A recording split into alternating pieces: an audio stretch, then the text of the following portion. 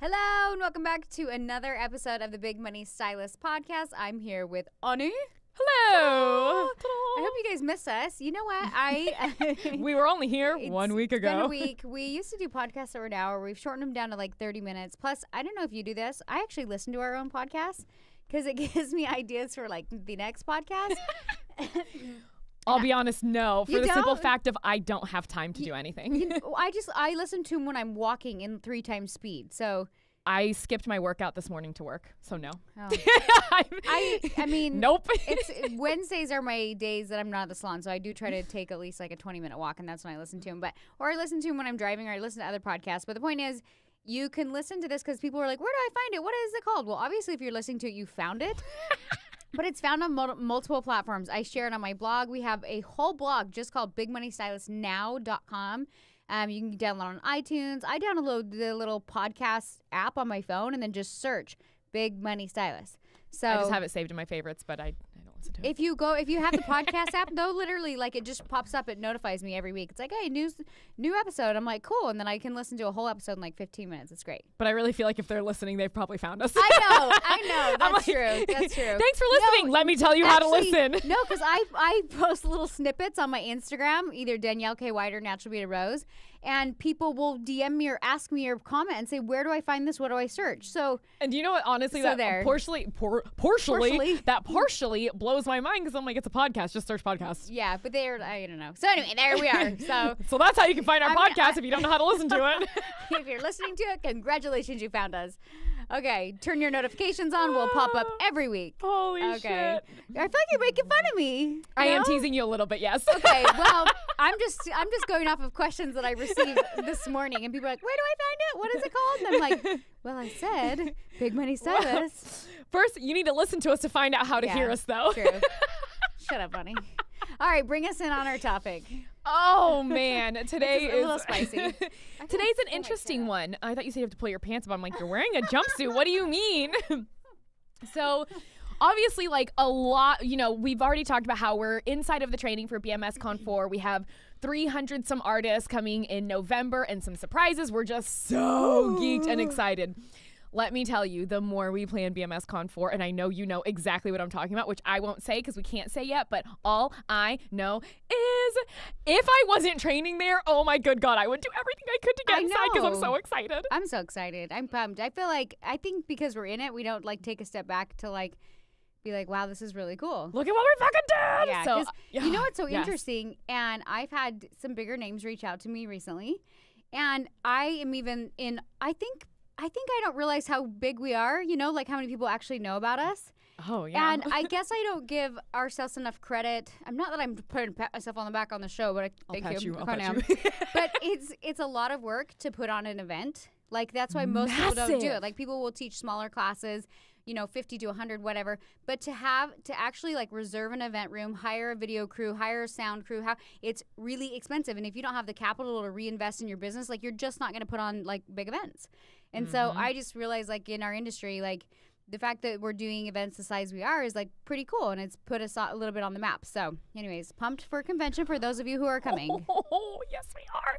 So with that, it's so interesting because I've actually been getting some emails, or not texts. I do not give out my phone number. Fun fact, I actually changed my phone number beginning of last year because so many people had it from the first convention. Ooh. I was like, when we had Voxer and everything else. Oh, when it was personal phone calls that we did. Oh, yeah. Never again. Not because I don't want to talk to them personally. I get tons of messages, but for everyone to have my own personal number. Yeah. The number That's is so funny. Why didn't we use a software then? I guess we didn't know. even think about it. Like, get on the phones. Literally. Then people would text me day in and out to the point where I was like, the minute this bitch sells out, I'm changing my number. You know what is so funny though? I literally think that was part of the reason it sold out. Most people post like 3 posts and they're like, come to our class. I'm like, people don't realize how hard we hustle to get our sale. Like, we're not just posting on Instagram. Like, I had Ani and one of our old lead trainers literally cold calling people. They're like, hi, here's an interview. Like, let's set this up. Let's do this. And like, well, and even like for BMS Con 4, we had about 900 applications. And it was so funny for me because I actually, people didn't realize that I read every single one. I read every word that was written. I went through all 900 of them. And when we had talked about it on a previous podcast, I got an email from a girl. I think her name was like Emily or Emma. It started with an M, doesn't matter. Emily doesn't start with an M, it starts with an E. So oh my God. Memily. Mumbly, that's awesome. So it doesn't matter. It started with an E. And she literally emailed me and was like, I did not know you actually read this. Can I please resend in my application? You were like, that's embarrassing. Yes, you can. That's funny, and I actually encourage it. But we had tons, so many people filled out multiples because they were like, not like hundreds, but I have a few in the top of my head that they were like, I didn't know you were actually going to look at it. I'm so sorry. But my favorite message that I got ever was a girl going, this was someone who's actually attending BMS Con 4. She goes, at first, when I filled out your application, I thought, this is stupid. Thank you. I'm coughing. She's like, I thought, this is dumb, and it's a waste of my time. But now seeing how the training is, I was like, oh my God, it's a really good thing they made us do this. Well, because we had to see. It's like at the salon, how we have people fill out applications, and people are like, I can't just text or DM you. And I'm like, I'm not trying to be a giant asshole. I want to know if, like, what your hair history is, like if you're a good fit. Like, It's really simple questions. How long is your hair? Have you worn previous extensions? Like, it's not. How many children do you have? What's your Instagram? Are you willing to sacrifice your life for hair? Can I have your social security number? Yeah. And people, I'm like, hey, just fill out the application. It takes 5 minutes. Like, I'm not gonna go find your PIN number and I don't know. Well, and with that, because BMS Con 4 sold out so quickly, I actually got an email from a woman who was very upset, and this does rope into our topic today. And she's like, well, I really wanted to come, but I can't like afford this class, so I guess I'll just go get trained in NBR by somebody else. And that was pretty much the email. That's Schmembiar. And here's the deal. This is something that, Danielle, let me ask you a question. So I know nothing about plastic surgery. Like, I've never had anything done. If you don't lie. Yeah, I have so much stuff injected. Oh my God, do you remember that one of the first trainings I ever did here? Like, all of us, we posted a live video of it on Facebook, and someone was like, you guys all look better before plastic surgery. And I was like, I've never had anything. I've never had any plastic surgery here.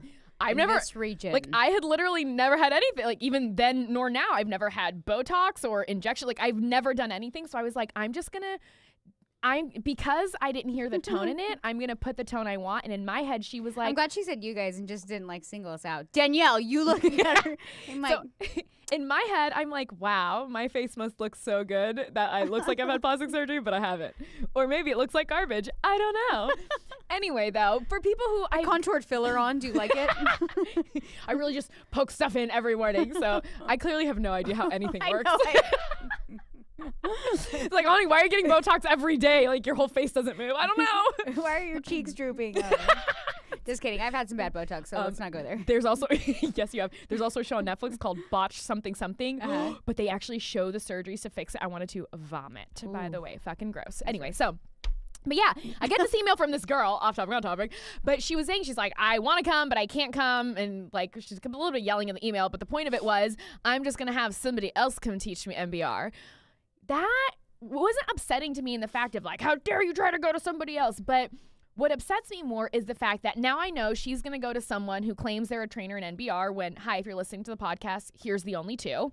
And then this girl, what I'm going to call her Sally, then Sally is going to go and promote that she's doing NBR. And because the name is getting bigger and bigger, and let me say, I'm not saying we're the biggest in the world, everybody knows us. I'm just saying it's growing. Yeah. Sally is now going to go promote NBR. A client is going to come and be like, oh my God, Sally, you do NBR. I want to get it. And she's going to give them not NBR because Lord only knows what she was trained on. You know what's so funny is from the very beginning when I launched my brand, like literally 8 years ago, I like had it really bold on my website. Every class I taught, you cannot teach NBR. If you are taught by somebody else, you are not offering or certified in NBR. Like, I couldn't have been like more, like on every sales page I had that. So I'm kind of like, when I hear people are like, oh, I learned from Danielle like 5 years ago and I've been teaching it at a school for like the last 5 years. I'm like, well, fuck off, because I never authorized that. I was super clear. And that's why I'm like, sharing's not caring. You're just out of integrity with yourself and you're stealing. So cute. And I don't know if that's just like an artist thing or what. I don't know, but it's crazy because look, let's just be real. We actually had a client come into DKW this week and she's like, I went to so-and-so in such state and she did NBR. And then Danielle took it out, she was like, I'm like, this is not NBR. She goes, she told me that, and this was like a past student. She goes, she told me, like, I called specifically for her from like, she's like, I found her somehow through the NBR loop. She's like, she did a consultation with me. She told me she was doing NBR and she used to do NBR and now she created her own method that she's educating on. And then she put in her method, but the client called and asked for NBR and she thought she had NBR. I was like, this isn't the same system at all. Like, these beads are put in different. This hair, like, the return on the hair was garbage. I was like, I would never use this quality of hair. Like, this is an insult that she's calling this NBR. Well, and it was just so crazy because obviously the client wasn't thrilled, which is why she ended up at DKW. And I will say, flying across the country because she came from the East Coast to the West Coast. So, welcome. But even with that, for me, what was upsetting is like, wait. So this client trusted in a professional, you the professional, the artist, to give her a service. You told her, yes, I am doing NBR. Like, and fine, take away the fact that it's even NBR. Call it whatever you want. I don't care. But don't promote it as that. Yeah, don't look at a client and lie to them to their face. I'm personally like, that's a thing I'm like not cool with. Or I think maybe what happens is like people get there and they're like, well, you're going to like this better, you know? You could do NBR, but you're going to like this better. I'm like, well, you used NBR to get him in the door. You used NBR to like be like, yeah, I do that. That's like saying, oh, somebody calls and they're like, hey, I really want Great Lengths or I really want whatever. With like glue-ins or protein bonds, there are so many different installations of how you can glue it onto the head. Mm-hmm. So if somebody called and specifically said like, I want Great Lengths, it's like it's a certain type of hair, it's a certain system, it's like a certain everything, and somebody gives them like some random method with some random hair, you're straight up lying to your client, just so we're clear on that. Like, you are out of integrity with yourself as a business owner and a brand. And like, you would know that. Like, you would know that. When you're doing it. Yeah. You know. And that's why I even brought up the plastic surgery, because I'm like, okay, imagine you went to go get a boob job and I don't know, there's silicone and what else? I literally Saline. Saline. Okay, thank you. I got you now. I don't know why I know. I've had a boob job. I don't really care. I had it when I was 18. If you don't like it, don't listen to us. Like, I don't know what to in tell Orange you. County, I'm like, it's like every other woman. If you don't, it's shocking. So like, and I literally, I don't know the difference. I know nothing. All I know is now I know silicone and saline. But imagine like you go to a doctor and you're like, I would like saline. This is specifically what I want. You've looked it up. Like, that's what you want. And he's like, you know what, Sally? I got you. I'm like an expert in saline. I do saline all the time. And then all of a sudden you find out you got silicone, and maybe the outcome, I don't even know what the outcome, would it be different? I think longevity-wise, I've had both. Yeah, so I think from what I've read, tidbits. One is more natural. Saline ripples, and silicone is more natural, and it's softer. Oh, well, so if I had imagine you want silicone and you got ripply get saline. boobs, and you're like, why are my boobs all ripply? And then you're like, oh, bummer. Boob jobs must all be terrible. This saline's garbage. Yeah. Or silicone's garbage. Exactly. So, so I feel like when you put it, it's because I know someone's going to be like, you guys are so extreme. It's just hair. But it doesn't matter. It's a professional standard. I'm sorry, but it's just hair. Last time I checked, like, hair extensions is a $3,000 investment. So it's not just hair. It's not just hair. I'll give another example in case my boob job one wasn't good enough. Let's say you go to a car dealership. And like, even me, when I went and got my last car, I'm like, I want black on black hardtop convertible. And they're like, yeah, what about this one? I'm like, that's literally an all white car. That's 100% the opposite of what I asked for, but that's cool. And so, but like, imagine if you're like, this is what I want. And they're like, we got you. And they tell you, they're like, this is the car you're going to get. You pay for it, you leave, and then you have a completely different car. Obviously, you'd notice because it looks like that, but it doesn't matter. Like, as a professional, why would you do that if you don't know how to do something? Don't lie and say you do. Clients are coming to us as the professional. Yeah. I think, too, in our industry, it's like super vague. And another topic I'll just bring up, and I've said this on several podcasts, is like people all of a sudden are just like with hand-tied hair trending as big as it is, and I believe there's a specific salon that was like a little wishy-washy with everything and teaching a bunch of different methods using hand-tied hair. So that coined the phrase hand-tied extensions, and I'm like, cool. So there's like 17 different systems, and we're all calling them hand-tied extensions. I'm like, got a boob job. Well, what kind? I don't know. A big one. That's what I got. Did you go bigger? Did you go smaller? I don't know. I don't know. I just got a I got a boob job. teardrop with something. It's great. But you know what? Here's what I feel. I feel like when people start doing that, not only do you give everything a bad rap, like ombre had a bad rap for a while, then ombre turned to balayage, then baby lights became a thing. But when you're telling a client like, ooh, I'm totally going to give you balayage, or this is the product and service I am providing you, and you don't, well, guess what? A lot of artists, the reason they come to BMS is because they're sick and tired of being looked at as a fucking joke. They're sick and tired of being like, oh, I'm just a hairstylist. Or when people ask them, what do you do? They're almost like embarrassed, like, oh, I do hair. Like, you shouldn't be embarrassed about your job, but here's the deal. We are looked at as an industry as a fucking joke because we treat it like a fucking joke. You want to be taken seriously, you have to take yourself seriously. You have to act like a professional. Like, that's the thing, too. And I even, like, in the beginning of my journey, I'd always share, like, I'm kind of a hobbyist. Like, I don't think I gave myself enough credit for what I could charge and what I could do, and I just kind of did it on the side, and I was just like, whatever, you know? And then when I started my brand, when I started educating, I'm like, whoa, cool, that's not cool. And I had to become sort of this businesswoman who was just really good at hair. Like, I became a really good businesswoman who became good at hair. And you can only become so good at hair if you're not really willing to take yourself more serious as a professional and as a businesswoman. And with that, obviously, also comes correct education and practice constantly. And that's why even now, oh my gosh, I love that the BMS Con 4 students are tagging me in all their work. Oh. I saw one this morning. She's like, I did my first row. And I was like, you're doing great. Can you put your beads together closer, though? They're like 4 inches apart. She's like, I know. I'm like, okay, that wasn't great, but that's fine. But I love seeing that they're so stoked and practicing and working at it. But it really just comes down to, like, guys, you need proper education. And this is not being like, you need to come to only MBR because like whatever. Yeah. I'm talking in all industries with everything you do.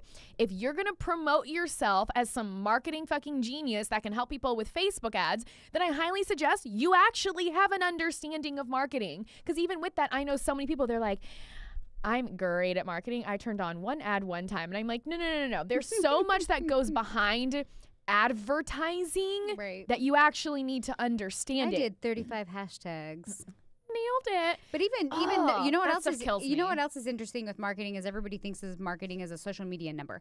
Well, I have 100,000 followers. Cool. What is your income like? What are you bringing home? Like, how good is that number really? Are you focusing on the right number, the wrong number? Like, that's what's so funny is I'm like, that's cool. That's awesome. You have a ton of followers, but do you have the business behind those followers? Or are you still running the same shit show, just gaining popularity? I had less than 1,500 followers and I was making $20,000 a month. So that's why I started off with 200 followers, but there was like maybe 400 followers. Right. So anything can be done with proper marketing and advertising. But the whole point of this, guys, is like you need to stay in integrity with whatever service it is you're offering, whatever industry you're in. It's more not even frustrating, a little bit, yeah, but I feel to me it's more upsetting. Like, shit, how would I feel if I went somewhere and I was literally lied to my face and told I was getting product A and I got product B? Well, and even like with clients, we'll have clients come to the salon all the time and they'll be like, I want balayage. And I'm like, can you show me a picture of what you want? And then I'm like, Austin, I can achieve that look. I don't balayage. I do everything in foils. Like, for me, that gives it a better result. I'm like, and when I describe it like that, they're like, okay, cool. They're not necessarily after that specific, like, I have to have balayage. They're just like, they don't know the terminology. So I've even like told clients, I'm like, listen, know what you're getting into. Just because somebody says they're offering hand-tied extensions, like, how is it put in? What kind of hair are they using? How long have they been doing hand-tied extensions? Where did they get educated? Are they properly promoting it and educating? You know, like, as a client, you kind of you want to be able to do your research as well. Because it's like, it's sadly, it's at that point where people will just say what they want to say to get people in the door. And even, because here's the next comment that's going to come up. Someone's going to be like, well, well, if your client wanted balayage, but you could do the same thing with baby lights, then couldn't it be the same thing that this artist offered I won't say the name of her company, but this artist offered her method of NBR and then gave NBR. But I'm like, but here's the difference. It doesn't look the same. Number one, it's not the same. Obviously, the client was not happy with what she received on the East Coast, which is why she flew all the way out to DKW. The hair wasn't as good. The system it wasn't the same. Yeah, and on top of that, like the client wasn't happy. And it's one thing. Here's the difference in what Danielle said and what we experienced in the salon. Danielle straight up told the client, I don't do balayage, but with the coloring that I do in foils, I can give you the same end result. That was just being like, I don't do that. That was pure honesty. Like, I literally don't do that. As opposed to this client who was like, I want NBR. The artist said, I will give you NBR. Got you. Thumbs up. And then left with this other method or whatever it was called. Like, that's a problem. That's literally lying to your clients. And here's the deal. I'm going to say this. I'm going to get ragged on so hard for it. I'm going to fucking say it anyway. If you don't fucking like NBR, stop using it to promote all your shit. Yeah, that's the How about that? Well, that's the other thing that like drives me nuts. And I used to have like a certified list, and I kind of like took it down for a minute. This was actually forever ago. Like, I had a certified list. I remember emailing saying, because so many people would email me and be like, hey, do you have someone here, and I'm like, hey guys. So I'd be like, I sent out this email to everybody who had been to a class. I'm like, I'm sending out a certified list, give me your information, like whatever. And I'm like, I did say, like, send me some of your photos of your work, you know. Here's what it was one time a year, one fucking time a year in January, you just needed to send photos of your work so we can make sure that you're still doing NBR and it still looks good and you're not causing a shitstorm. But the problem is like, I had people come to the salon and they were like, yeah, I've been going to Dave out in so-and-so, like, and he's giving me NBR. And I'm like, sweetheart, this is not NBR. I don't know what this is. And then I would like take this person off the list. This was forever ago. And then I'd get backlash and I'd be like, I'm sorry, but you can't use NBR as promoting. Like, and she still, like, in my chair thought it was NBR. I'm like, why would I keep you on my list? Because you took a class with me 5 years ago when the service you're offering and the product you're giving them is not NBR. And I was the bad guy. And I was like, oh my God, I about lost my mind. I'm like, ah! And that's why, and like I said, I know we're going to get so much backlash for saying it. But honestly, like, think about it. If you don't like NBR or you don't like BMS or you don't like me and you don't like Danielle, then stop using the brand to promote whatever the fuck it is you're doing. Because so you're telling me you don't like us enough to do the work, but you certainly like enough what we're doing to use it to promote yourself. To me, that's kind of fucked up. But then people will go, Ani, and they'll say hand-tied extensions. And you're like, well, if you're still actually doing the technique, but you maybe like are just like, fuck you guys, and then you're like, I'll just call it hand-tied extensions. I've told people this over and over again. I'm like, I don't care if you're my mastermind.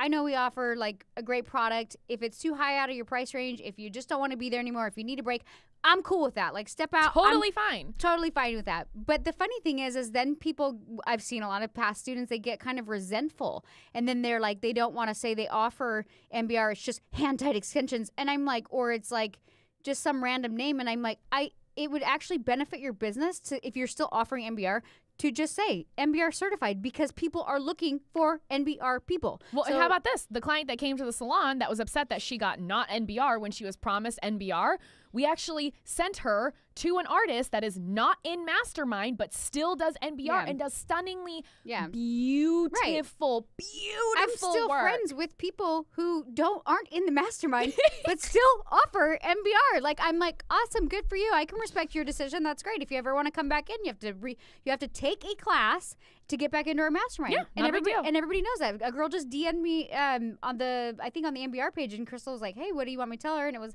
I think she reached out to you too, and she was like, hey, I took a class like 5 years ago. I want into Mastermind. And she just politely responded and was like, awesome, we'd love to have you. Like, education has evolved and changed a ton. So in order to be in Mastermind, you have to repeat another NBR class. You know, classes are sold out, but we have more next year. And she was like, awesome, thanks for the response.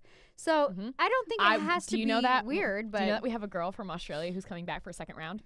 I think you need that. I really like her. First off, she's really funny. And she was, when we brought her on live the other day, I was like, oh, that accent, keep talking. I like you. She's been to a BMS class? Yeah, she came to last convention, and then she was like, I don't think I want to do Mastermind. Yeah. And when her and I had we had emailed a little bit back and forth and like spoke about like her coming back, and maybe it was like DMing on Instagram because we follow each other.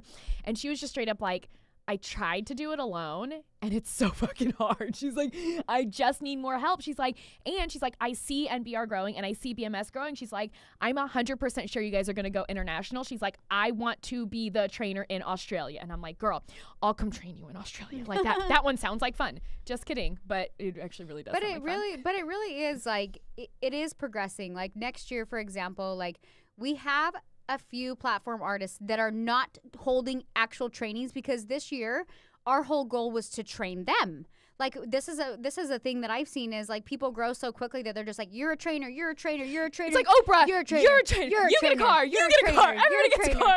And the problem is the brand is inconsistent. And maybe you can do that with different artists and different color technique and everybody specializes in something. Do you know what I mean? Like that's the only way I see it possible is like, hey, you're an expert in cutting, you're an expert in balayage, you're an expert in foiling. And then you can hire them on based on their skill set. But NBR is a very specific niche inside of the hair extension world. So I can't just be like, you're good and you're good and you're good. Like, yeah, but you know what? Pause. Hold on. Because even the artists who specialize in only one thing, like I know tons of people that go through like Paul Mitchell training. Yeah. Once you split and divide, you still have to master that one thing. They're not like, Danielle, thank you for showing interest in taking our one class one time. You're totally a trainer. We're going to send you off and do classes. Right. No. And let me tell you, Paul Mitchell, in order to be a trainer for them, like it's like, obviously for every different company, I just know because I have friends who are inside of that program, but it's pretty gnarly. Like you have to go through and do it multiple times in front of the people that are already trainers. Like you have to prove that you can do it. And that's what we're spending this entire year is training the 4 platform artists that we have. So next year, they'll be doing their own NBR classes. But guess what? It's not like, congrats, you're a trainer. Like Danielle and I will be flying out to make sure everything goes according to plan. Ani's been literally creating a manual and... Like it gives me a tick. I know, she's like her eyes twitching. I'm like, oh, sorry, but just be so that her and I even can get on the same page as far as verbiage. Like we teach it the same, but then like how we verb it, like she'll kind of create it and then I'll review it and I'll be like, I would change this or tweak this and do this, and then we like are like, okay, cool. So we're literally creating like a manual so that we can like hand it to the trainers just like any other big education company, and it's like, hey, this is the verbiage and this is how you train. Like we know you're a good artist, we know we've seen a lot of your work, but this is how we want it taught to hold consistency within the brand. Because I want it, what Danielle and I have always wanted is we want it to be that it doesn't matter if you're in California being trained by us, if you're in the East Coast being trained by one of our trainers, if you're in Texas, if you're in Northern California, if you're in London, we have a girl from Germany, like we don't care. I don't care where you're teaching. Like we want people everywhere.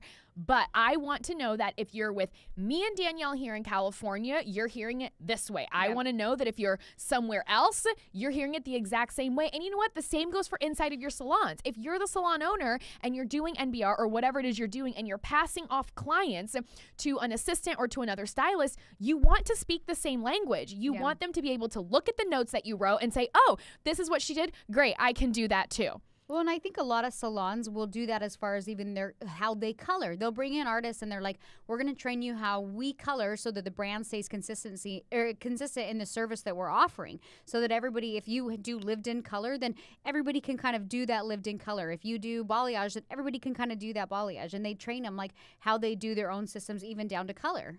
And that's why this really does come back to kind of staying in integrity and like your brand itself, because the last thing I wanted was for them to be like, well, I went to Sally in New York, like to be trained on NBR, and it was like a terrible class. But when then I went to Sue down in Florida and it was like amazing. Well, you know what I'm so excited about is like we have the hairline Isla, the hand-tied hairline, which I don't want to brag, but it's really fucking awesome. Fucking good. And we launched 12 colors. I'm working on 4 more colors to launch that'll come out in 2020. But I'm just so excited because I feel like this year, like we kind of like not took a step back, but we just focused our energy where we needed to. Yeah. We put on one big event, and we've been spending time like A, I was like creating the hairline, and then B, like you were creating the manual, and then like training the platform artist. And I feel like next year we're like, okay, we have the hairline to support everything. We've got this manual to support everything. We now have 4 trainers that can offer classes nationwide. Like I feel like it's just like another step. And what's cool, and this is the vision that I have, is like NBR is still very much going to be, there's going to be like some pre-training and stuff that will be with Ani and I. So if you sign up for a class in New York with, or where do they live? I don't even know. You're so fun. I love you. We have North Carolina, Texas, and Northern California. Okay, so say you sign up for a class in North Carolina. But also, Danielle, where am I from? Louisiana. No. Damn it. Not Louisiana. No, it's not. St. Louis. St. Louis! Why do I get those two mixed up? Shut up. So if you sign up for a class on the East Coast. So if you sign up for a class on the East Coast, you'll still get to train a little bit with Ani and I. And also there's an online course that you have to take before doing a class that is with myself. So that's what's so cool is like, I feel like people still get education from us virtually. Yeah. And honestly, the first year Ani and I have talked about this, we're most likely going to fly out and help facilitate those classes. Like, it's not a most likely, it's the 100%. Like, I might have a baby on a Bjorn with me, but it's cool. Like, Ma'am, I'm going to need you to quiet your baby, please. Yeah. But really, and even then, because I know we've talked about before, that's why, like, we're bringing DKW into the mix now, like the salon. Because it might be that, like, yeah, you're going to have a little nugget, dude. Like, you won't be able to fly back and forth like that. Right. But I can take myself, but I can go and then take someone from DKW and, like, we can go. We'll have like, an in-house training staff as well. God, I'm so excited. But the point is, guys, I know I feel like we veered off topic, but not off topic. It's all keeping integrity inside of the brand, keeping integrity inside of your business, keeping integrity inside of your salon. We got to talk about one more thing. I think I did this last week on the podcast. Okay, so one thing that we train all of our artists on, like when they first come in, is like kind of take back that power behind the chair, meaning like set your standards, when you want to work, your hours, what clients you're willing to take on, what you're not, like attract that dream client and all that stuff. And so it's like very much like, yeah, power to the stylist. But in that, like, don't be a douchebag. I don't know what other nice way to say it. Like, I need to remind people, like, we are in the service industry.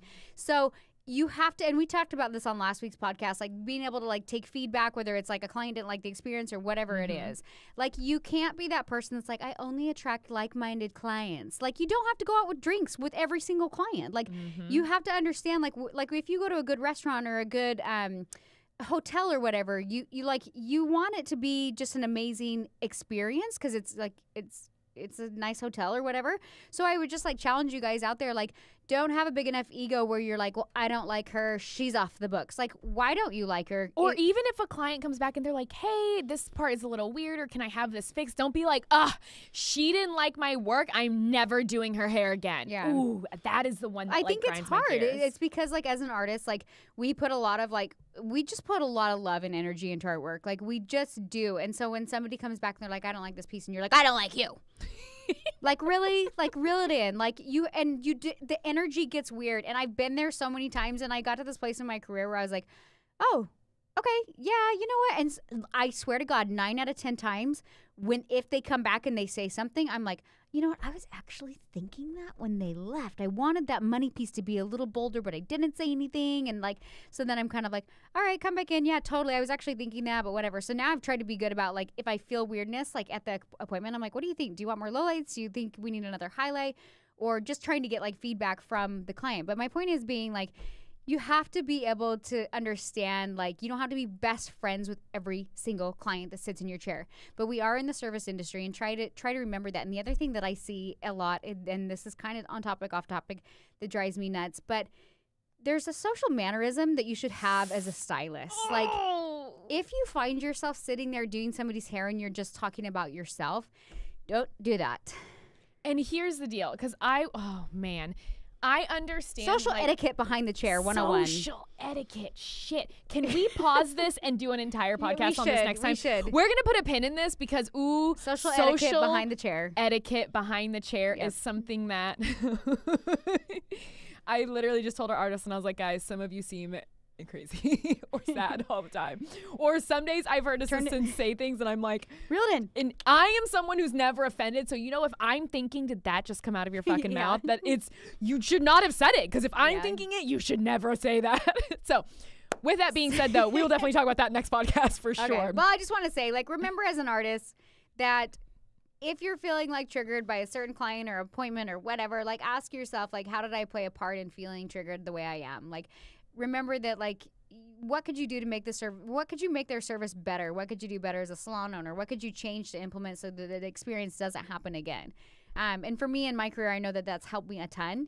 And I feel like now there's not a lot of weirdness. Like, every now and again you get something that happens, but it's not super dramatic. I'm just like, oh yeah, just offer them, do this, this, and this, and then say sorry and give them a bottle of shampoo. Like, Have you ever heard that phrase? if you meet an asshole, you just like met an asshole one day, but if you meet an asshole every day, you're the asshole. I'm going to have you consider that if you have like one crazy client every rare moment, you met a crazy client. But if you feel like you have crazy clients all the time, you might be the crazy one. Gonna leave that right there for you. That's gonna be rough to hear. Ooh, they won't like that either. If you want to tune into our episode next week on Behind the Chair Social Etiquette, we'll talk about social etiquette at work, period. Yeah, no, it's true. Like even like you work with people like 24/7, even other people, and it's just like, dude, like just chill out. Or please don't say those things. Yeah, don't say that. The client was happy, and you just depressed her with that story. So please stop. Or I have to say this really fast before we end. My number one biggest pet peeve in the salon as a salon owner is you should never, ever, ever talk negatively about another client in front of a client. Like that is the biggest social etiquette no-no, because as a client there, you better believe they're going like, wonder what they say about me. Wait, people do that? Stop. Are you serious? Even like you really shouldn't talk bad about other stylists, other methods. You should really like just kind of zip it in, but specifically do not say anything like, oh yeah, why, whatever, you know, or I don't like her. Or don't say anything even under your breath. Like don't lean over and be like, well, she was a bitch. Like clients notice that shit. Like do not ever do that. Like if I ever see that, I'm like, okay, I understand your feelings. No, absolutely not. Like you have to put on your professional pants, you know? So anyways. Oh my God. That's all I got. On that note, we are going to have a very fun topic next time. So thank you for joining us for the Big Money Stylist podcast. You can find us on iTunes and Spotify and my blog and bigmoneystylistnow.com. But really, if you want to actually see us and everything we do, you can go to bigmoneystylistnow.com. We have the audio version up there and the video version as well. So thank you for joining us, and we will see you guys next week.